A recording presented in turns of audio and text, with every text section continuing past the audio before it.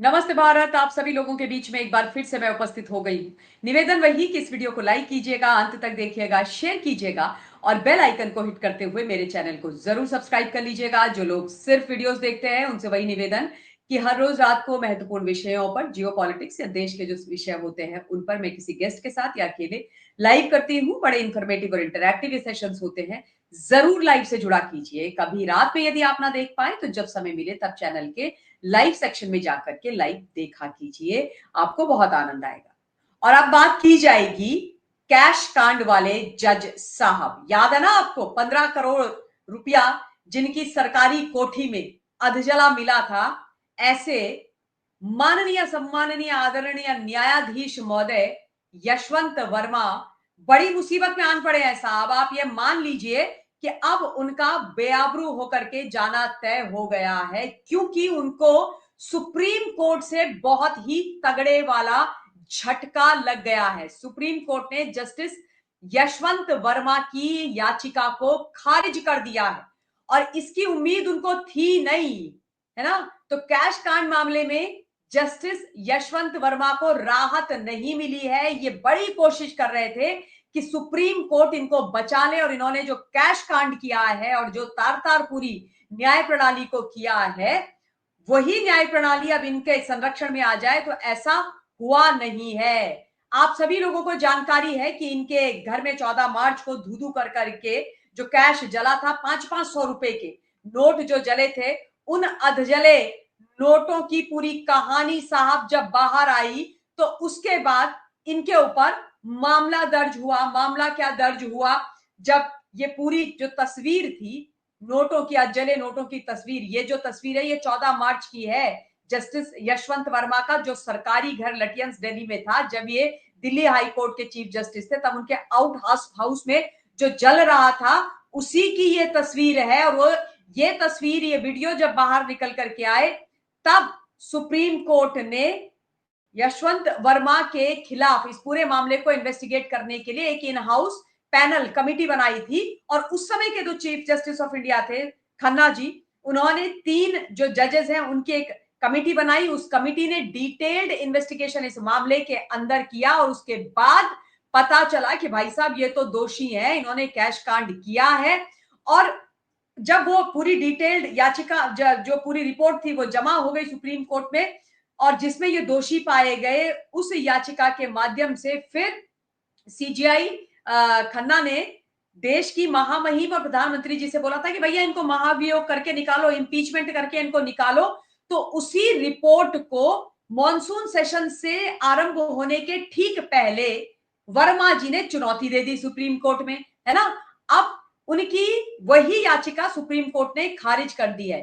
Justice Yashwant Verma ने जांच समिति की रिपोर्ट और तत्कालीन सीजीआई द्वारा उन्हें पद से हटाने की सिफारिश की को चुनौती दिया था। जस्टिस वर्मा ने याचिका में सीजीआई द्वारा उन्हें हटाने की सिफारिश को चुनौती देते हुए यह बोला था कि भाई ये जो पूरी इन्वेस्टिगेशन की गई है ये ठीक नहीं की गई है, ठीक है ना, ये गलत इन्वेस्टिगेशन की गई है। मैंने तो कैश कांड किया ही नहीं, वो पैसुआ तो मेरा था ही नहीं। अब कोर्ट ने यह कहते हुए जस्टिस वर्मा की याचिका खारिज कर दी है कि जांच समिति ने तय प्रक्रियाओं का पालन किया है, ठीक है ना। उन्होंने बोला कि जो इन्वेस्टिगेशन करने के लिए कमेटी बनाई गई थी तत्कालीन सीजीआई के द्वारा, उसने जो रूल्स एंड रेगुलेशंस होते हैं, जो प्रक्रिया होती है कानून के तहत, उसमें रह करके पूरी तरीके से इस मामले को इन्वेस्टिगेट किया है। और इसलिए हम भैया आपकी इस याचिका को मेंटेनेबल नहीं समझते हैं। उसके अलावा क्या और कहा है वो भी आप ध्यान से सुन लीजिए। इसमें जो सुनवाई करी थी वो 2 जजेस की बेंच ने करी थी, जस्टिस दीपंकर दत्ता और जस्टिस एजी मसीह की पीठ ने सुना था। अच्छा, बेंच ने कहा कि जस्टिस वर्मा का जो आचरण है वो विश्वास पैदा नहीं करता, इसलिए उनकी याचिका पर विचार नहीं किया जा सकता, ठीक है ना। उन्होंने ये भी बोला कि सुप्रीम कोर्ट की बेंच ने ये भी कहा है कि भाई जो इन हाउस समिति का गठन और उसकी जांच है वो किसी भी प्रकार से अवैध नहीं है। बहुत बड़ी बात यहां पर जो बोली गई है दोनों ही सुप्रीम कोर्ट के जजेस के द्वारा, वो ये कि जस्टिस यशवंत वर्मा का जो कंडक्ट है, जो आचरण है, वो अब विश्वसनीय नहीं रह गया है, विश्वास के लायक नहीं रह गया है।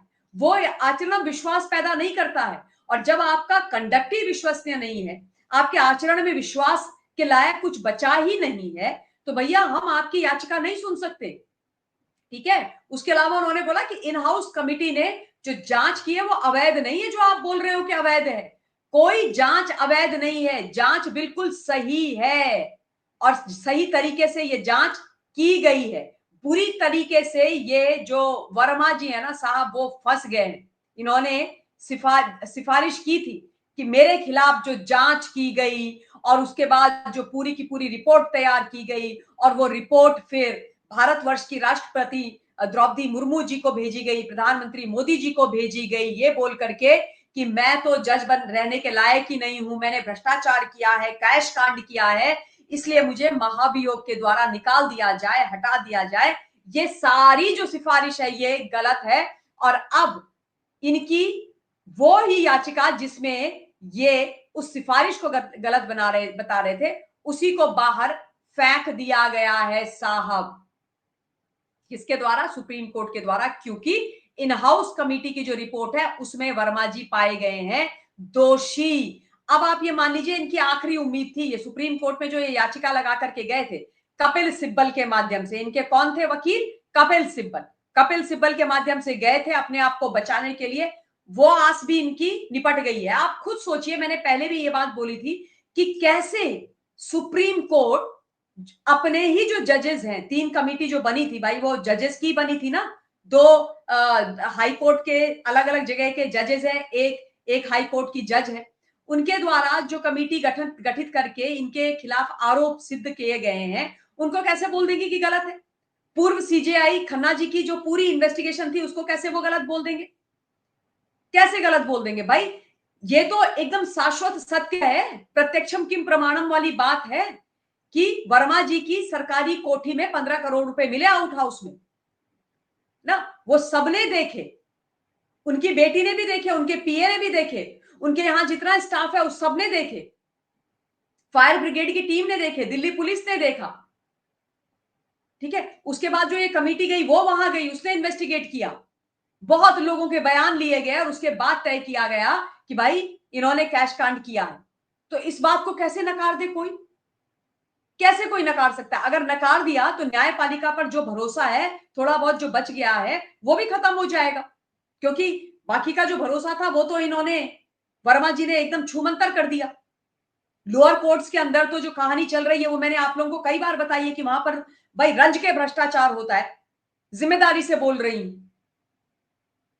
भारतवर्ष की जनता अपनी न्यायपालिका पर भरोसा करना चाहती है। और यह भी मैं कहती हूं कि हर व्यक्ति सिस्टम के अंदर न्यायपालिका में भ्रष्ट है, गलत है, ऐसा भी नहीं है, लोअर कोर्ट हो चाहे बाकी की कोर्ट्स हो, परंतु भाई बहुत सारे ऐसे हैं जो गलत हैं। अब वर्मा जी के पास क्या ऑप्शंस बच गए हैं ये भी मैं आप लोगों को जरा बता देती हूं कि भाई इनके पास ऑप्शन क्या रह गए हैं, अब ये कर क्या सकते हैं, है ना। तो अब इनके पास केवल 2 ऑप्शंस रह गए हैं, 2 संभावनाएं रह गई हैं। या तो ये इस्तीफा दे दे, क्योंकि महाभियोग का जो पूरे का पूरा प्रोसेस है वो आरंभ हो रखा है, मॉनसून सेशन 21 अगस्त तक चलना है। राज्यसभा और लोकसभा दोनों जगह ही इनके खिलाफ महाभियोग लाने के लिए रिक्वायर्ड जो मेंबर ऑफ पार्लियामेंट होते हैं उनके सिग्नेचर आए हुए हैं, है ना। लोकसभा में इनके खिलाफ महाभियोग आना तय है और इनका जाना भी तय है, बड़ा है बेआबरू होकर के। अगर ये नहीं चाहते कि महाभियोग के माध्यम से इंपीच होकर के ये जाएं और भारतवर्ष के इतिहास में वो पहले जज बने जो इंपीचमेंट से भ्रष्टाचार के कारण हटाए गए, तो भाई ये इस्तीफा सौंप दे अपना। अगर ये इस्तीफा दे देते हैं तो फिर महाभियोग का सामना करने से ये बच जाएंगे और उसके बाद जो रिटायर्ड जज की जो बेनिफिट्स होते हैं, पेंशन वगैरह जो कुछ भी होती है, वो भी इनको मिल जाएगी। अदरवाइज इस्तीफा नहीं देते तो भैया महाभियोग का सामना करें, है ना।